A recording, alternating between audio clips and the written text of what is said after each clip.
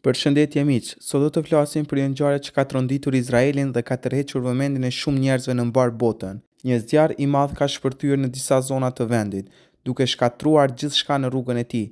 Qindra shtëpi janë djegur, shumë njerëz janë detyruar të evakuohen dhe përhapja e flakëve ka arritur për masa të frikshme. Ky zjarr po shkakton një pasiguri të madhe dhe duke sjellë pasiguri dhe frikë për të gjithë ata që jetojnë në këto zona të prekura. Por a mund të jetë ky zjarr një shenjë nga Zoti për atë që po ndodh në këtë pjesë të botës? Kjo ngjarje vjen në një kohë kur konflikti në mes të Izraelit dhe Palestinës është në kulmin e tij, dhe shumë besimtarë po e shohin këtë si një dënim të mundshëm për ata që kanë bërë padrejtësi ndaj popullit palestinez. Në Kur'an Allahu na ka paralajmëruar shumë herë për ata që bëjnë shkatrim në tokë dhe që veprojnë me dhunë dhe padrejtësi ndaj të tjerëve.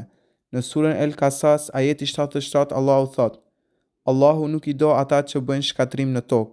Kjo është një paralajmërim i qartë për ata që mbjellin dhunë dhe shkatrim dhe që veprojnë pa mëshirë ndaj të pafajshmëve. Ata që veprojnë në këtë mënyrë, sipas Kuranit, do të përballen me pasojat e veprimeve të tyre. Po ashtu Allahu thot në surën Esh-Shura, ajeti 42, ata që i bëjnë padrejtësi njerëzve dhe veprojnë keq në tokë pa të drejtë, për ta ka dënim të dhëmshëm. Ky ajet na kujton se ata që mbjellin dhunë dhe padrejtësi do të përballen me ndëshkim të rënd, si në këtë jetë ashtu edhe në botën tjetër. Për shumë besimtarë, këtë ngjarje janë një kujtesë që Zoti është i drejtë dhe çdo padrejtësi do të paguhet.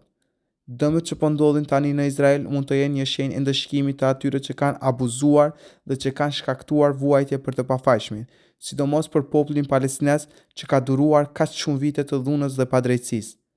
Pamjet e zjarreve, tymi i dendur dhe shkatrimi që po ndodh janë tronditës, por për besimtarët kjo mund të shërbejë si një kujtesë se Zoti është gjithmonë i pranishëm dhe asnjë veprim i padrejtë nuk kalon pa u ndëshkuar. Besimtarët janë të thirrur për të lutur për paqe dhe drejtësi, për të kërkuar falje për ato që janë bërë dhe për të shpresuar se dënimi hyjnor do të vijë për ata që kanë shkaktuar këtë dhunë. Në fund le të kujtojmë se çdo veprim që bëjmë në këtë botë ka pasojat e veta dhe vetëm Allahu është i dëgjueshmi dhe i gjithdijshmi. Nëse dëshironi të qëndroni të informuar me lajmet më të fundit dhe për të diskutuar më shumë për këtë çështje, mos harroni të abononi në kanalin tim.